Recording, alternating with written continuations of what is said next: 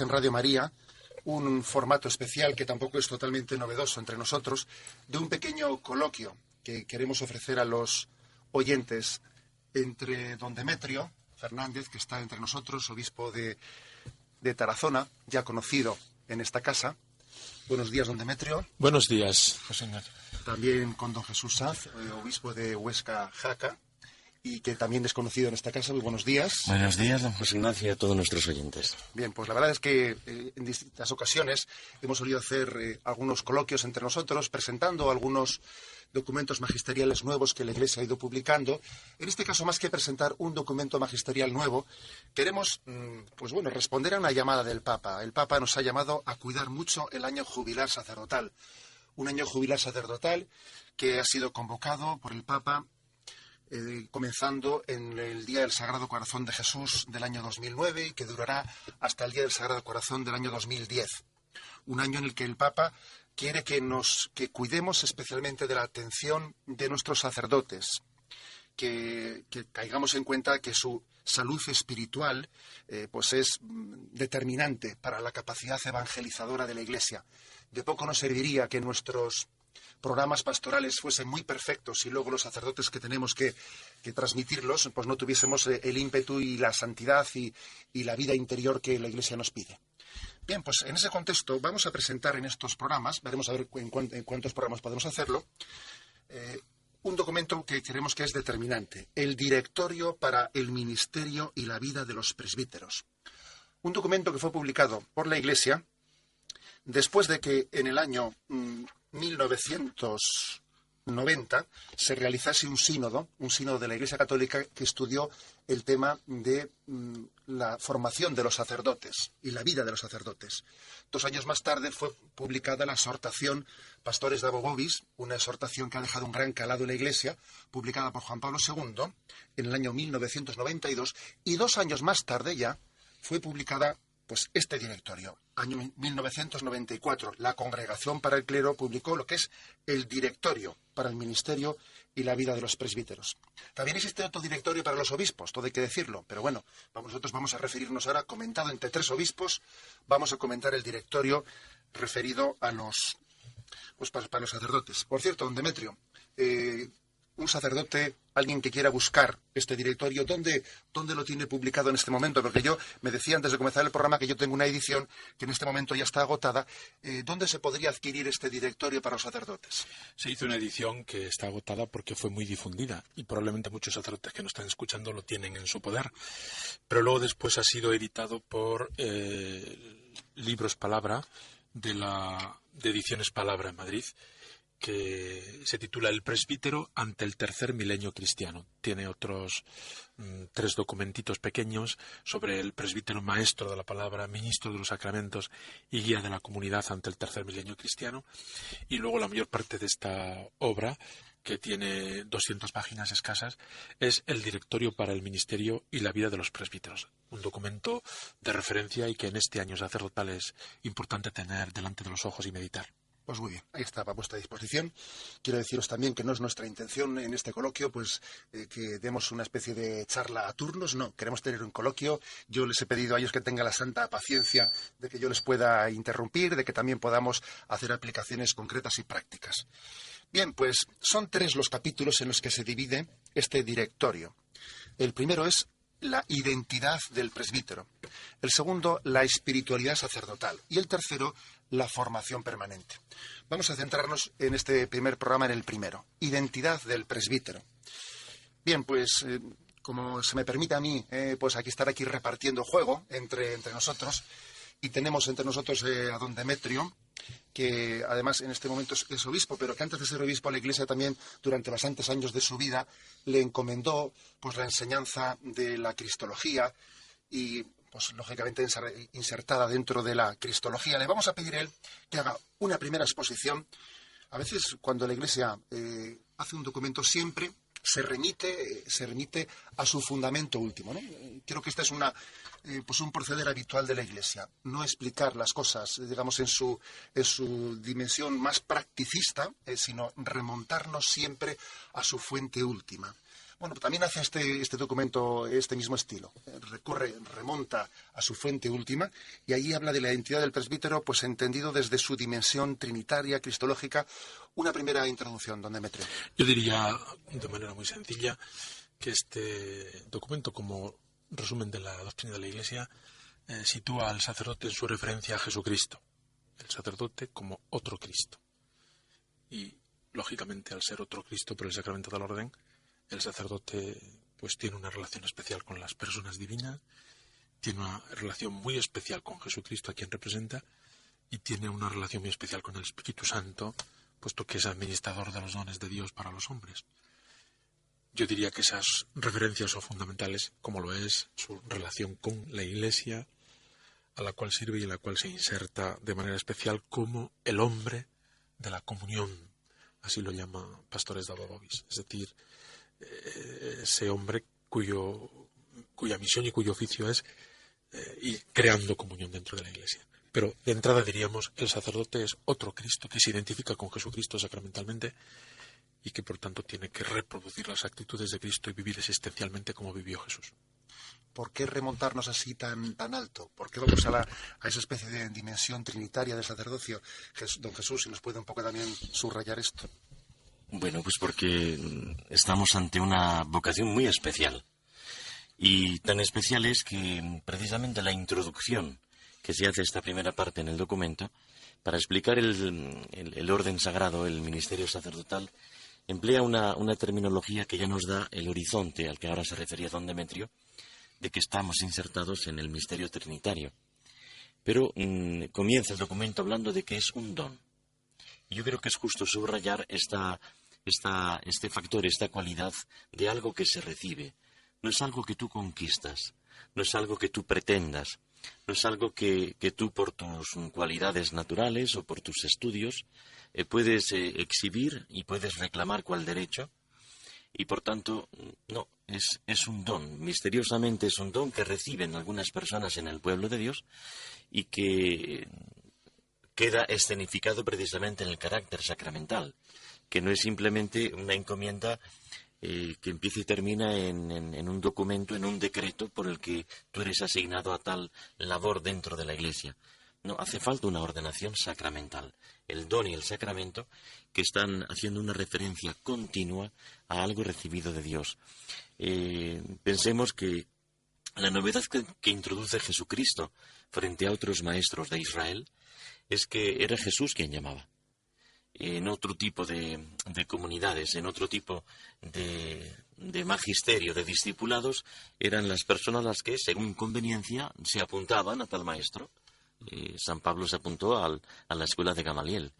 Y tú elegías el maestro por mil factores, por mil conveniencias. No, Jesús llama con su nombre y hasta con su mote a los primeros sacerdotes del Nuevo Testamento. Y esto se ha perpetuado en la historia larga ya de la Iglesia. Es muy importante esto porque, como luego me imagino que podremos ver, ha habido algunas visiones sesgadas y profundamente erradas donde el sacerdocio podría ser o una pretensión de la persona o una delegación de la comunidad. No, es un don, por tanto, que viene de Dios y que Dios escoge poniendo en sus labios nuestro nombre y confiándonos su propio ministerio, es decir, su propio sacerdocio. La verdad es que yo sí que recuerdo un poco en esta línea que decía don Jesús, haber escuchado alguna reflexión pues que te deja pues un mal sabor de boca, ¿no? Cuando alguien pretende explicar su vida. Bueno, yo he hecho una opción en mi vida, esta es una opción de mi vida, y olvidando la palabra vocación, llamada, no envío. El caso es que, por rematar este aspecto, don Demetrio, aquí este documento habla de cómo dentro de la Santísima Trinidad tienen lugar unos envíos, unas misiones. Y entonces quiere también hasta qué punto la palabra, la misión que la Iglesia encomienda a un sacerdote, esa misma palabra puede ser también prolongación de las misiones intratrinitarias. El Padre envía, hay una misión del Hijo, del Espíritu Santo. Es casualidad que también utilicemos la misma palabra en castellano, la missio, que se le da a un sacerdote y que sea la misma que se utiliza en el misterio de la Trinidad, porque son dos misterios que estarán en unión, pero también habrá que distinguirlos, ¿no? Hay una relación profunda. Yo creo que, prolongando la reflexión que ha hecho don Jesús, La clave en este tema está en que hemos recibido un don, que no ha sido una opción, una elección nuestra, sino que la iniciativa es de Dios. Y si la iniciativa es de Dios, Él es el que llama y Él es el que envía. No soy yo el que me apunto a esta batalla o a este ministerio, sino que me viene dado por el Señor. Y Dios actúa en su iglesia y a través de los cauces de su iglesia me envía pues, a anunciar a los hombres el Evangelio de la salvación. Pero no perdamos de vista esta perspectiva del don. El sacerdocio es un don, dice el cura de Ars, es un don del corazón de Cristo a su iglesia, es un don, por tanto, de Dios a su iglesia, y precisamente porque es un don, hemos de pedirlo insistentemente, hemos de disponerlos para recibirlo, y cuando ya lo hemos recibido hemos de estar siempre a la escucha de quien nos ha llamado y de quien nos envía continuamente para realizar este don. Bueno, pues en este sentido que dice don Demetrio, el don que recibimos significa que quien elige, quien hace la opción es Dios. A nosotros nos corresponde descubrirlo. Y para descubrir, una reflexión que valdría para cualquier otra vocación cristiana, se nos dan toda una serie de instrumentos, desde la dirección espiritual a una vida cristiana bien llevada, porque el objetivo es descubrir ese camino que para mí Dios trazó. Y hay que decir que no es una opción arbitraria, como diciendo una especie de tómbola o diciendo, pues, a ver qué te toca a ti arbitrariamente. Dios, cuando elige para mí un camino, en este caso el don del sacerdocio, elige algo que me corresponde. De manera que coincide el hacer la voluntad de Dios y la realización, como a veces se dice, de la propia existencia, que no es una especie de resignación que tenemos que asumir, diciendo, bueno, me ha tocado la China y tengo que ser cura. No, hay una correspondencia, lo más correspondiente en esta vocación cristiana, en este caso el don del sacerdocio, en los que hemos sido elegidos, no es una cuestión arbitraria, sino que ahí se cifra mi felicidad y por tanto se me reclama a mi fidelidad, porque el don que yo recibo, que no es algo pretendido por mí, sino elegido por Dios, se corresponde con mi plenitud humana y ciertamente con mi misión cristiana. Ya que tenemos aquí profesores de cristología, vamos a aprovechar, vamos a ver, porque un tema interesante que igual también a los oyentes les resulta novedoso. Vamos a ver, Jesucristo fue sacerdote desde toda la eternidad, o Jesucristo es constituido sacerdote. ¿Eso cómo se explica en la teología? Y luego, digamos, ¿qué intervención tiene ahí el Espíritu Santo? Y eso cómo se traslada a nosotros. Vamos a ver, porque este es un tema del cual podemos sacar aquí muchas consecuencias. Bueno, pues Jesucristo es sacerdote desde el momento de la encarnación, propiamente hablando, porque su sacerdocio consiste en unir a Dios con los hombres y a los hombres con Dios, y Él, siendo una única persona, es al mismo tiempo Dios consustancial al Padre, de la misma naturaleza del Padre, y al hacerse hombre se ha hecho de la misma naturaleza que nosotros. Por tanto, es Dios verdadero y hombre verdadero en una sola persona, lo que llamamos la unión en la persona, o la unión hipostática. Y ahí está el sacerdocio. Por tanto, Jesucristo comienza a ser sacerdote en el momento de la encarnación, en el seno virginal de María.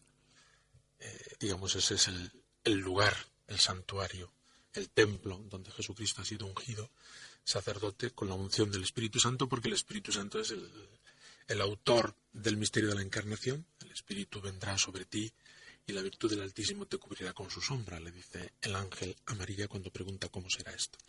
El Espíritu Santo le inunda ya en la encarnación, pero será también el factor de su crecimiento, el que le ayudará y le impulsará interiormente de manera misteriosa a conocer al Padre, a conocerse a sí mismo, a conocer a los hombres. Y el Espíritu Santo será el que le inunde en el bautismo y el que le lleve hasta la entrega en la pasión, donde Jesucristo consuma su sacrificio y la ofrenda de su vida. Por tanto, Jesucristo, sacerdote, es único en comparación con cualquier otro sacerdocio de cualquier otra religión, porque es Dios y hombre verdadero, y ha llevado a cabo su sacerdocio en el ejercicio de la ofrenda de su propia vida, puesto que el sacerdocio de Cristo no es que Él tome víctimas o regalos de la creación para dárselos a Dios, sino que lo que le entrega a Dios Padre es su propio corazón y su existencia. Y en esa entrega de su propia vida es donde se ejerce el sacerdocio de manera perfecta.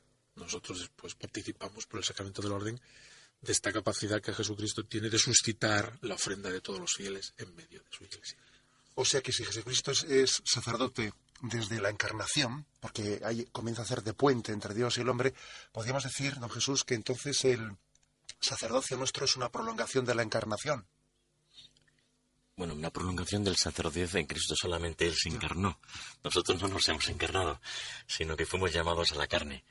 Él sí que se encarnó. Esta figura de puente a la que ahora tú hacías referencia es como la carta a los Hebreos presenta precisamente al sacerdocio de Cristo, como el pontífice, el que hace el puente, trayendo a los hombres la entraña de Dios, y nadie como un Dios encarnado podía darlo, y llevando al Padre, devolviendo a Dios esta entraña de la humanidad que Él asume también como naturaleza para sí mismo, ¿no? De manera que los sacerdotes, los que hemos sido llamados con este don gratuito de parte de Dios, estamos prolongando en el tiempo el único sacerdocio. El único sacerdocio es Cristo, el del Señor. Y nosotros en el tiempo, pues con nuestras cualidades, también con nuestros límites, y en el lugar y en el espacio donde Dios nos ha llamado a la vida y donde allí Dios nos envía, estamos prolongando no una especie de suplemento, como si fuera incompleto el sacerdocio de Jesucristo, sino que estamos prolongando el mismo sacerdocio de Cristo que a través de nuestra palabra y de nuestras manos Él hace llegar, como comienza el ministerio público de Jesús en la sinagoga de su pueblo, en Nazaret, y al acabar en la lectura del profeta Isaías, donde va indicando el Espíritu del Señor está sobre mí, me ha enviado para, y va indicando, y termina esa breve predicación que hace Jesús en la sinagoga de Nazaret, diciendo, hoy se cumple esta Escritura. Bien, pues ese hoy, ese adverbio de tiempo, es lo que a través de la historia de la Iglesia, los diferentes sacerdotes, uniéndolos al único sacerdote que es Cristo el Señor, estamos poniendo fecha y domicilio, de manera que aquel hoy de la sinagoga de Nazaret pueda ser percibido como algo actual, algo que tiene que ver con la vida de los hombres, como anuncio de buena noticia, como sacramento de vida para las personas que Dios nos pone delante. ¿Ya había don Demetrio que va a añadir alguna cosita? Sí, decir que el sacerdocio es único, el de Jesucristo. Y diríamos que es el sacerdocio pluscuamperfecto en cuanto al sacerdote y la persona y en cuanto al sacrificio que realiza, que es la ofrenda de su propia vida. Pero esa prolongación del sacerdocio de Cristo, después en la Iglesia, tiene un cauce diferente. Por el bautismo, todos participamos de ese sacerdocio, lo que llamamos el sacerdocio común, el sacerdocio del pueblo de Dios, y por el sacramento del orden participamos los ministros para hacer presente a Jesucristo cabeza de su Iglesia. Es una diferencia esencial y no solo de grado, pero es una diferencia que está al servicio, un sacerdocio del otro, el sacerdocio ministerial, al servicio del sacerdocio común, y el sacerdocio común no sería posible sin el sacerdocio ministerial. Y ambos concedidos por distintos sacramentos, sacramento del bautismo, sacramento del orden. Es importante y quiero subrayar esa diferencia porque quizá en nuestros tiempos pues no se ha insistido suficientemente y aquí todos, como que todos somos iguales y participamos del sacerdocio de Cristo. Pues sí, todos somos iguales, pero unos más iguales que otros. Es decir, hay una participación por el bautismo y hay otra participación por el sacramento del orden, que es la que capacita para hacer presente Jesucristo como cabeza en su Iglesia, que suscita la ofrenda de los demás fieles por el bautismo. Bueno, pues yo creo que hemos puesto un primer punto para abordar este documento. Hemos ido un poco a sus fuentes teológicas, a las fuentes teológicas de lo que es el sacerdocio. Vamos a tener pues un momento de descanso y continuamos enseguida. El sacerdote es vital para la Iglesia y el mundo. Es imprescindible no tanto por lo que hace, que es mucho importante, cuanto por lo que es. Prolongación y sacramento de Jesucristo, el buen pastor, el sumo y eterno sacerdote. Año sacerdotal. Cristo cuenta con vosotros. Continuamos en este programa especial, con motivo del año jubilar sacerdotal, en el que me acompañan don Demetrio Fernández, obispo de Tarazona, y don Jesús Sanz, obispo de Huesca y Jaca. Estamos comentando el documento sobre el directorio sacerdotal, el directorio para el ministerio y la vida de los sacerdotes. Es un primer programa, tendremos más si Dios quiere. Hablamos ahora de la dimensión eclesiológica del sacerdocio. Aquí comienza este apartado del directorio distinguiendo que el sacerdocio está en la Iglesia y ante la Iglesia. A don Demetrio le pediríamos que nos explique estas matizaciones que así, escuchadas desde fuera, pues uno no se entiende fácilmente. ¿Qué significa que está en la Iglesia y ante la Iglesia? Pues significa que el sacerdote no es un ser extraño, sino que brota en la Iglesia. Su comunión profunda es ante todo con la Iglesia, con todos los miembros de la Iglesia, con los pastores de la Iglesia, el obispo, el papa, etcétera, ¿no? Ese en la Iglesia hace que el sacerdocio ministerial no sea como, digamos, la externación de un trabajo que pedimos que un grupo de personas nos haga un servicio que tenemos que hacer en la Iglesia, sino que brota de dentro de su propia entraña y está al servicio de la Iglesia. Y el sacerdote ordenado por el sacramento del orden está ante la Iglesia, coram ecclesia, es decir, está ante la comunidad cristiana que en él se mira como en un espejo. Si el sacerdote es alter Christus, otro Cristo, la comunidad cristiana, mirando al sacerdote, tiene que descubrir los rasgos del buen pastor, que es Jesucristo, que se entrega y que da la vida por las ovejas. Por tanto, está dentro de la Iglesia y al servicio de la Iglesia, pero estando dentro de la Iglesia está puesto al frente y está puesto como aquel en quien ha de mirarse toda la Iglesia, porque ven en él los rasgos del propio Jesucristo, buen pastor. Bueno, y al mismo tiempo el documento también introduce otro aspecto. Dice que el sacerdote es partícipe, en cierto modo, de la esponsalidad de Cristo. ¿Cómo entendemos esto, don Jesús? Bueno, dice el documento muy bien, además habla de la esponsalidad, no la nupcialidad, sino la esponsalidad. Digo porque el matiz, en el pueblo de Dios algunos son llamados a vivir nupcias en la vocación matrimonial. Sin embargo, la esponsalidad es un concepto mucho más amplio, que sea cual sea nuestro camino vocacional, estamos llamados de alguna manera a vivir esponsalmente nuestra vida cristiana.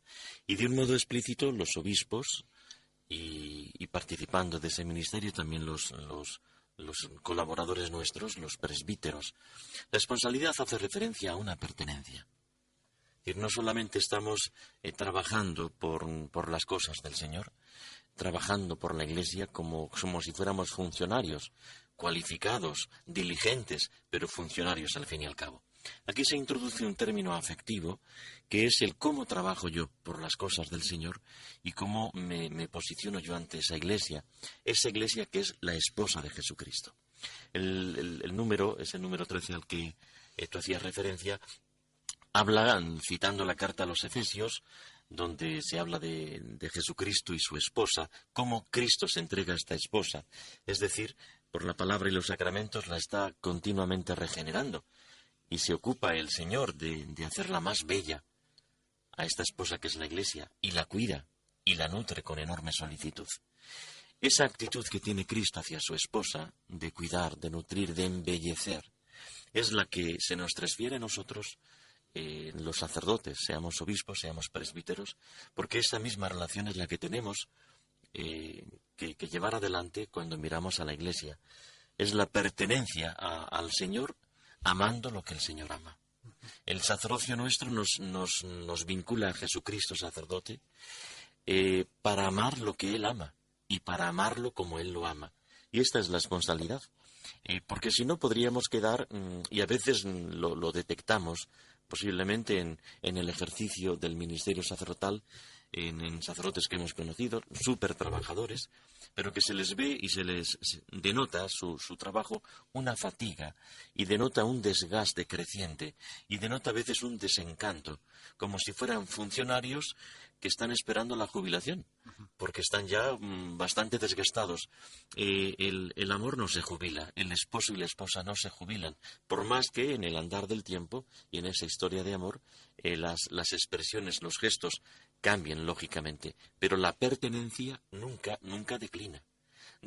Puede cambiar el modo de pertenecer y el modo de expresar esa pertenencia del corazón, del afecto, pero no la pertenencia. De manera que a esto estamos llamados, y es lo que está significando, que participamos de la esponsalidad de Cristo, amando lo que Cristo ama y como Él lo ama, amando a la Iglesia y como el Señor ama a su esposa, la Iglesia. Voy a contar una anécdota a raíz de lo que está diciendo don Jesús, que es la siguiente. Recuerdo que en el día de mi ordenación episcopal, que ya van para 3 añitos, que aquí el tiempo corre que vuela, pues me acuerdo que las palabras que suele decir el obispo, expliqué que este anillo que se nos entrega, se nos pone a los obispos el día de la consagración, significa precisamente el desposorio nuestro con la Iglesia, imagen de Cristo, ¿no? Pero recuerdo que comenté que debajo de este anillo se esconde otro anillo. Se esconde el anillo nupcial nuestro con Cristo, es decir, somos esposos de la Iglesia, porque al mismo tiempo tenemos también un desposorio con Cristo. En nosotros como que se compaginan las dos cosas, ¿no? A un nivel interior tenemos una esponsalidad con Cristo, como tiene una religiosa, pero al nivel sacramental tenemos una responsabilidad con la Iglesia. Comenté eso, y luego cuando pasaba la gente a saludar al obispo, después de la celebración, todo el mundo pasa y le besaba el anillo, y una señora me agarraba el anillo y decía, ¿y dónde está el otro debajo? Quería buscar el otro anillo físicamente presente, y me tiraba del anillo, ¿no?, para buscarlo. Pero es hermoso ver las dos cosas, ¿no? No podemos ser esposos de la Iglesia si al mismo tiempo no estamos desposados con Jesucristo, ¿eh? Son dos misterios que están perfectamente engarzados. Ese otro anillo que va por dentro, como las mejores procesiones, son eso, las que van por dentro. Bueno, avanzamos un poco más. Antes, don Demetrio ya ha hecho una distinción entre el sacerdocio común y el sacerdocio ministerial. Hablaba en concreto de la autoridad como un misterio de amor. Existe una autoridad como misterio de amor. A veces lo de la autoridad es mal comprendido. Algunos lo perciben como digamos como una introducción en la Iglesia de esquemas. Yo quería que antes que pasamos a ese punto habláramos del tema del sacerdocio, su dimensión universal y su dimensión de encarnación en una diócesis concreta. Tenemos perfecto tiempo y libertad, o sea que claro, hagámoslo. Sí. Hagámoslo. Lo digo porque me parece importante que el sacerdote pues no es un ser aéreo, sino que su vocación nace, es acompañada y madura en una comunidad cristiana, en una diócesis concreta, y por tanto el sacerdote, cuando es ordenado, parece que es pues fruta del lugar y para el lugar simplemente. Y sin embargo la Iglesia aquí en este punto nos dice que ciertamente de la familia y de la comunidad cristiana provienen las vocaciones, pero el sacerdote por el sacramento del orden queda, diríamos, destinado a la Iglesia universal, viviendo y sirviendo en una iglesia diocesana particular. Pero que la dimensión más honda y profunda del sacramento del orden, que al sacerdote le convierte pues eso, en ministro del Señor, es una dimensión universal, principalmente, y se concreta, lógicamente, en una diócesis a la que sirve y en la que puede y debe estar incardinado. En principio, un sacerdote no es un individuo que va de acá para allá y puede estar donde él quiera y hacer lo que le parezca, lo que canónicamente se dice un clérigo vago, ¿no?, en el sentido de que va de un lado para otro. No existe esa figura, sino que el sacerdote está incardinado en una iglesia particular, en un presbiterio concreto, bajo la autoridad de un obispo y al servicio de una comunidad cristiana, la diócesis. Pero el sacramento del orden le ha abierto de par en par la universalidad de la iglesia. Porque la iglesia, por su propia naturaleza, es misionera. Y por tanto el sacerdote recibe la misión de evangelizar en el mundo entero. El mundo entero se concreta en un lugar donde el individuo está. Y creo que es importante armonizar este aspecto universal y particular, de manera que el sacerdote no se limite al horizonte de su diócesis o de su parroquia o de su campanario, sino que sepa que por su ser sacerdote ha de ocuparse por la Iglesia universal y por el sentido misionero de llevar el Evangelio a todas las naciones. Y por otra parte, no ande divagando, pues yo soy sacerdote de la Iglesia universal, pero no sé dónde radico y dónde estoy. La encarnación significa eres miembro de un presbiterio universal que colabora con los obispos, pero estando concretamente en una diócesis bajo este obispo concreto. Dimensión universal, dimensión particular, que en un sacerdote es importante que la viva con esta perspectiva misionera y con esta concreción de la diócesis en la que trabaja. Bueno, eso de alguna manera nos libera de dos peligros, ¿no? El peligro de que alguien pues vaya de flor en flor por ahí dando vueltas, pero no esté inserto en un lugar determinado y no se encarne y no se entregue, pero al mismo tiempo también nos libera del riesgo de tener pues una visión totalmente ilimitada por estar inserto en un lugar y no tener corazón universal y no tener perspectiva universal, ¿no? Dos riesgos que podrían ocurrir a ese respecto. Es que la Iglesia es universal y es particular, pero primeramente es universal. Los apóstoles son constituidos apóstoles de la Iglesia universal. La comunidad primera son los 12, que es universal, y luego ellos van por distintos lugares e instituyen iglesias particulares. De hecho, se suele decir, no sería correcto decir la iglesia, por ejemplo, de Tarazona, sino la iglesia católica en Tarazona. Así es. Que es un matiz importante. Que peregrina en Tarazona. Que peregrina en Tarazona. Porque la Iglesia es universal. Eso es importante porque la pertenencia a la Iglesia también para los fieles, ¿no? Es una pertenencia que abre los pulmones y abre horizontes y nos hace ver, y hemos de latir pues con el corazón de la Iglesia universal. Eso es muy importante desde el punto de vista misionero y hoy día lo favorece la globalización en la que vivimos, ¿no? Pero vamos, eso es una entraña propia de la Iglesia fundada por el propio Jesucristo. Ahora bien, esto se concreta en el lugar donde uno está trabajando. Ahí es donde debe dar el callo, diríamos, y entregar su vida. ¿Alguna cosa más quería añadir, don Jesús? No, esto que iniciabas antes como al hablar de la autoridad como el oficio del amor, Amoris Officium, son dos tentaciones que apunta el documento que vale la pena ahora subrayar, porque estamos ante esa grey que el Señor nos confía como pastores, como sacerdotes, y señala dos tentaciones. Una que puede ser la de tiranizar a la grey, y la otra podría ser la de, en un malentendido, democratismo, introduciendo la relación entre el sacerdote y esa grey.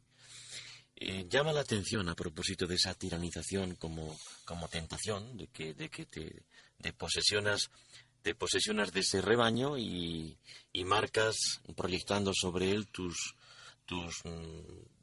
ideas, tus pretensiones. Estás tiranizando. La imagen que emplea Jesús en este sacerdocio del Nuevo Testamento que él encarna es la imagen ya del Antiguo Testamento tan rica del buen pastor.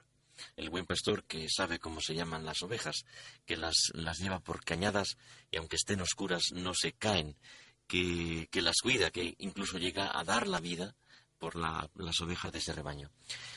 Claro, eso se contradice con una actitud tirana o tiránica respecto de esa grey. En el Evangelio, la exclamación llena de estupor de las personas que escuchaban a Jesús, o que contemplaban sus milagros, o que sencillamente le acompañaban un tramo de esa subida larga a Jerusalén, es que muchas veces quedaban asombrados y apostillan como una especie de estribillo: este maestro habla como quien tiene autoridad. ¿Qué significa hablar como quien tiene autoridad? Bueno, la palabra autoridad viene de un verbo latino y de un verbo griego también, augeo, que significa literalmente aupar. Es decir, la autoridad es la que a ti te ayuda a auparte, a crecer, por ende, ¿no? No es una autoridad que te acorrala, no es una autoridad que te aplasta, no es una autoridad que te aliena y te desajena, sino una autoridad que te permite crecer, que te permite ser tú mismo según el proyecto de Dios en ti. Esa es la autoridad, de manera que las personas que escuchaban a Jesús veían que el corazón se dilataba y que el horizonte de libertad era más pleno y que la gracia realmente purificaba y llenaba de novedad esa vida, cuando ante una muerte, ante cualquier desafío que cotidianamente nos presenta la vida y que están escenificados pues en unos niños que juegan en la plaza, en una pobre viuda que va a entregar a su hijo único, otra viuda que echa lo que tiene para vivir en el cepillo del templo, o un Zaqueo que con sus abusos se había hecho rico de qué manera, o una Magdalena que tenía moral distraída y vivía la mujer como vivía. Para todos tenía Jesús una palabra y ante todos, y todos escuchando a Jesús crecían. De manera que frente a la tiranización, la entraña del buen pastor, con esa autoridad que permite que crezca nuestra vida según el proyecto de Dios en cada uno. Esta sería la actitud por parte de un sacerdote buen pastor. La otra tentación, la del democratismo, sería pues el que tanto respetamos, entre comillas, ¿no? Tanto respetamos al otro y al rebaño, a la grey que se nos confía, que al final no le damos la vida, sino que dejamos que crezca, que camine y deambule pues por donde tira la corriente. Y entonces un abuso tiranizador sobre esa grey aplasta y acorrala y no permite vivir, y una irresponsable desinhibición de ese rebaño y de esas personas concretas tampoco les ayuda a vivir, justamente por este democratismo. La Iglesia no es una democracia, yo a veces lo digo hablando a la vida religiosa y hablando también en mis diócesis a mis hermanos sacerdotes. La Iglesia no es una democracia, es mucho más, es una comunión.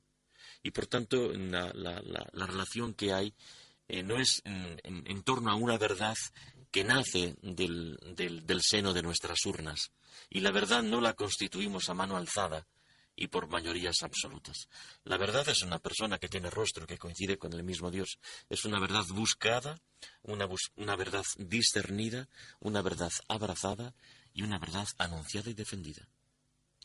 Don Demetrio, ¿quiere añadir algo más al respecto? Sí, este aspecto del democraticismo me parece muy importante, hacer una prolongación de la reflexión que viene haciendo don Jesús. La Iglesia valora todos los méritos de la cultura democrática y todo lo que ha aportado a la sociedad civil, no faltaba más, y respeta pues esa igualdad fundamental de todos los hombres, etcétera, ¿no? Pero la Iglesia no se debe a los votos, no se debe, diríamos, al consenso popular, sino que la Iglesia no tiene más Señor ni más soberanía que su Señor Jesucristo. Y por tanto el sacerdote, que es un don de Cristo a su Iglesia, brota no del consenso de la comunidad, sino que el sacerdote y el obispo son un don de Cristo para su Iglesia, y aquí el único Señor es Jesucristo, al cual todos debemos obediencia, pastores y fieles. Y por tanto en los organismos que hoy existen y que la Iglesia promueve, de consejos pastorales, consejos presbiterales, consejos en los asuntos económicos, etcétera, no se trata de una democratización para mermar la autoridad del obispo, sino de una participación en esa autoridad del obispo, dejando siempre salvo que por encima de tales organismos e incluso del propio obispo está nuestro Señor Jesucristo, al que todos debemos obediencia, porque Él es nuestro único Maestro y nuestro único Señor. Quizás, claro, nos falta, yo creo que aquí hay un problema, que es que transferimos automáticamente a la Iglesia una mentalidad pues extraña a ella, ajena a ella, y por eso a veces no se entiende el ser de la Iglesia. De todas maneras, yo voy a concluir diciendo que yo suelo comentar que la Iglesia, ciertamente, como ha dicho don Jesús, no es democrática, porque tiene una estructura que tiene a Cristo como cabeza, y sacramentalmente Cristo nos ha transmitido el ser pastor hacia nosotros, pero yo comparo lo que es la Iglesia con el hacer del mundo, y yo suelo decir que en el mundo, por ejemplo, político, creo que muchos oyentes convendrán conmigo en el que, en nombre de la democracia, se pide un voto, muchas veces se engaña para que ese voto sea dado. Una vez que ha sido votado, ese voto es secuestrado, y yo creo que en el seno de la Iglesia, donde ciertamente no hay democracia, sin embargo hay una escucha mucho más atenta de cómo el Espíritu Santo está suscitando muchos dones y muchos carismas que no nacen de nosotros, los pastores, que no nacen de nosotros, que están naciendo pues de los propios fieles, pero que sin embargo la Iglesia los acoge, los escucha y los integra, ¿no? Yo creo que la Iglesia no es democrática, pero tiene en su estructura mucha mayor capacidad, ¿no?, de dar entrada y participación a sus fieles que en la propia estructura política. Yo lo veo con claridad, vamos. Sí, cuando tú dices que no es democrática, y lo he dicho también yo antes, yo tengo dificultades al enunciar una cosa así de provocativa. Sí. Cuando mis oyentes son incluso gente nuestra, gente que está en nuestras diócesis, nuestros grupos, ¿cómo que no es democrática la Iglesia? Pues claro, no es democrática, lo cual no quiere decir que sea dictatorial o que tengamos una relación piramidal, aplastante. Entonces dices, bueno, no es democrática porque la palabra primera a escuchar es la de Jesucristo.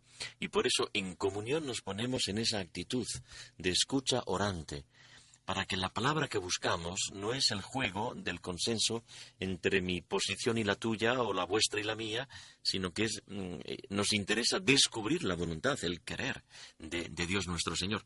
Y en ese sentido no es democrática, pero no porque sea dictatorial, sino porque es comunional.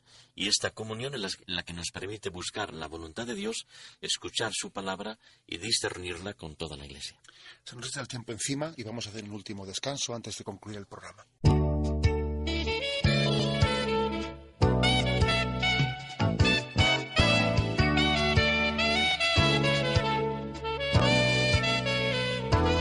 Dime porque yo de un día que dejé, me escondí de tu voz, de tu lado escapé. Dime porque a mí me llamaste a ser sacerdote de Dios, portador de la fe. Dije para mí no me ve mi Dios, mi pecado quedará oculto al Señor. Olvidé tu ley y a mi alrededor crecieron las sombras y nació el dolor. Dime por qué yo que un día te dejé, me escondí de tu voz, de tu lado escapé. Dime por qué a mí me llamaste a ser sacerdote de Dios, portador de la fe, pero fuiste fiel a tu corazón y anegaste mi alma en el mar de tu amor. Bastó una palabra y la luz volvió. Tu promesa es eterna, contigo voy, Señor. Dime por qué yo un día te dejé, me escondí de tu voz, de tu lado escapé. Dime por qué a mí me llamaste a ser sacerdote de Dios, portador de la fe, contigo a mi lado, qué feliz seré. Tu palabra es la vida, mi alimento es la fe. Si tú vas conmigo, ¿a quién temeré? Sembraré tu alegría, te daré a conocer. Dime por qué yo que un día te negué, me reí de tu voz, de tu lado escapé. Dime por qué a mí me llamaste a ser sacerdote de Dios, portador de la fe, sacerdote de Dios, portador de la fe.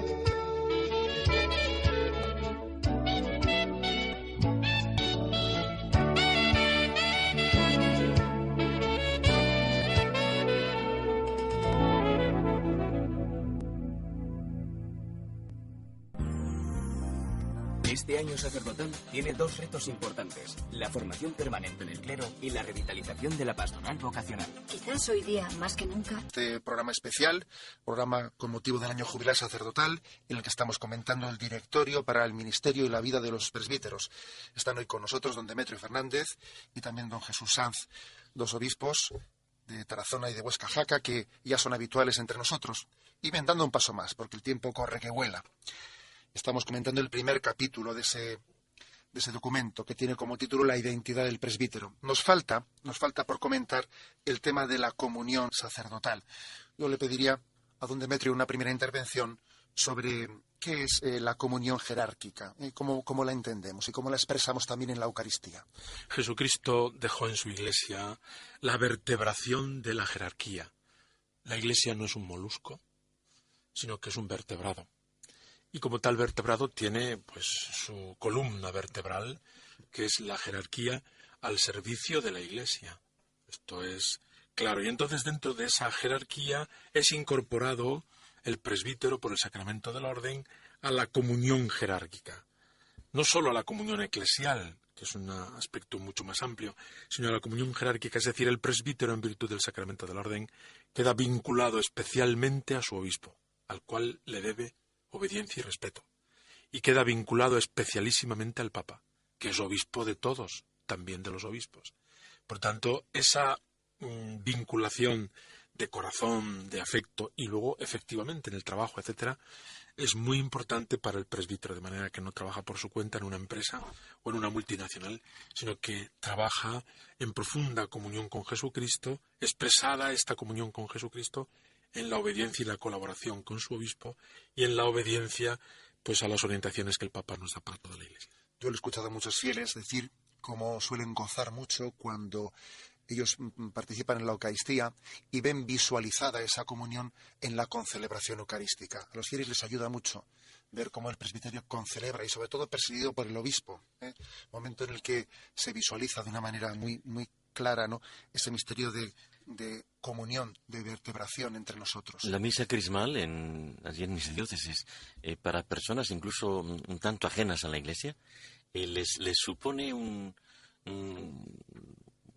anuncio de tal calado, de tal potencia, que ha empezado a ir gente habitualmente pues a la misa y a volver un poco a la Iglesia ante ese espectáculo de belleza, de comunión, que ve particularmente el día de la misa crismal del obispo con todo su presbiterio celebrando la Cena del Señor. También esa comunión se expresa no solamente con el obispo, sino también dentro del presbiterio. Lo que también es muy importante, que un sacerdote no sea solitario, sino que tenga una conciencia de pertenecer a un presbiterio y se preocupe de cómo están mis hermanos sacerdotes y esté atento a que alguien está sufriendo, a que alguien está enfermo, a que alguien le ve un tanto pues desvinculado o quizás puede estar pasando un momento de crisis sacerdotal, ¿no? El sentido de corresponsabilidad dentro del presbiterio es muy importante. Y bueno, como tenemos necesidad de avanzar, aparte de esa corresponsabilidad dentro del presbiterio, este documento nos lleva a un tema que para todos nosotros es muy importante, el tema de la pastoral vocacional, ¿no?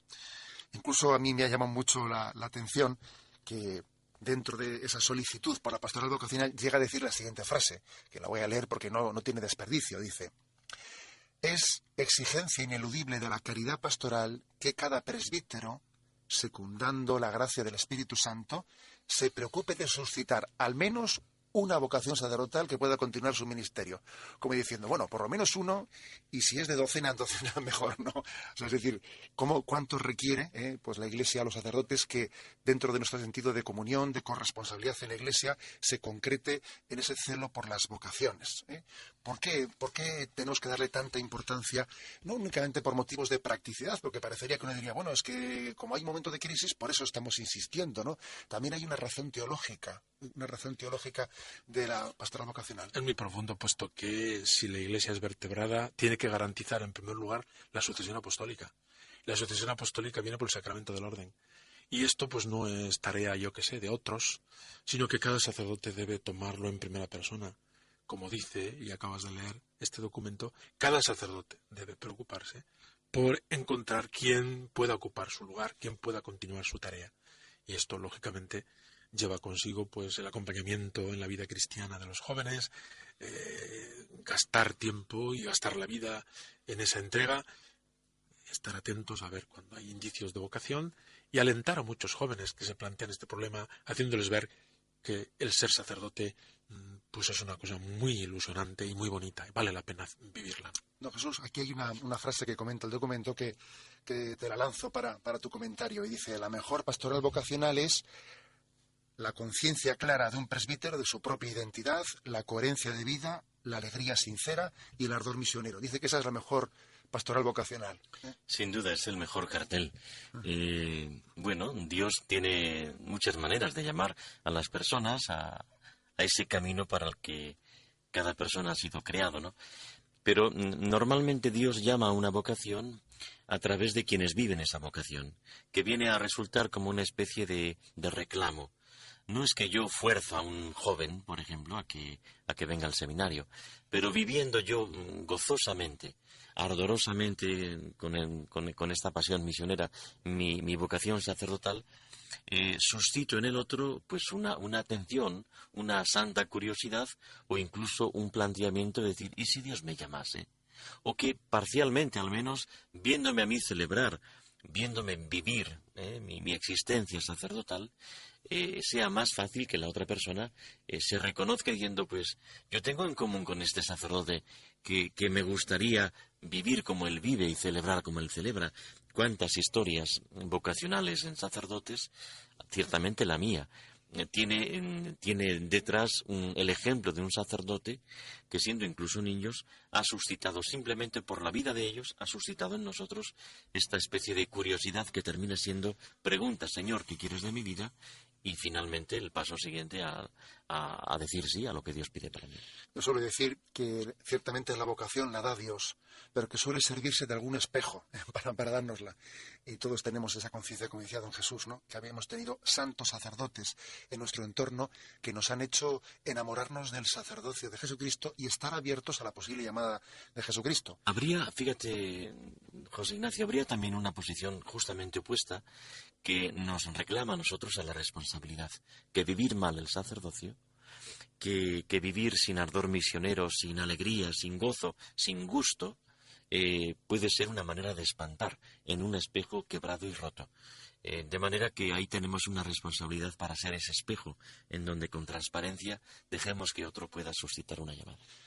Muy brevemente le pediríamos a don Demetrio que, para concluir este capítulo y no nos dejemos ningún apartado importante en el tintero, aunque sea cambiar de tercio, habla y concluye el primer capítulo, el directorio, hablando del compromiso político y social del sacerdote. Un sacerdote, ¿qué tipo de compromiso político social puede tener y no debe de tener? Pues siendo ciudadano de este mundo, lógicamente le interesa todo lo que existe en este mundo. Es un ciudadano más. No se desinteresa de los problemas de este mundo y ayuda a las personas que están en su entorno a que vean y tomen las opciones que deban tomar. Pero la Iglesia nos recuerda continuamente que el sacerdote no debe tomar partido, porque el sacerdote, por su propia misión, ha de ser el hombre de la comunión y de toda la comunidad.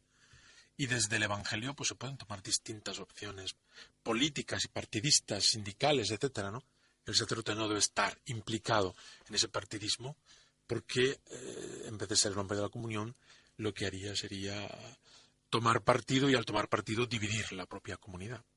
Así concluye este primer capítulo, un párrafo que dice: la reducción de su misión a tareas temporales, puramente sociales o políticas, ajenas en todo caso a su propia identidad, no es una conquista, sino una gravísima pérdida para la fecundidad evangélica de la Iglesia entera, ¿no, Jesús? Sí, yo quería añadir, evidentemente que esto es como lo habéis dicho, que a veces se dice que hace política el cura o el obispo porque defiende una serie de valores que pueden coincidir parcialmente con el programa de tal o cual partido. Yo creo que cuando defendemos la vida, cuando defendemos la libertad en la enseñanza, cuando defendemos la familia, cuando defendemos la libertad de la Iglesia, no estamos siendo la expresión religiosa, eclesial, de tal partido. O no somos la oposición de aquel otro partido que esto mayormente niega, sino que con toda la libertad del mundo luchamos por estos valores que están insertos en el corazón del hombre y en la gran tradición cristiana.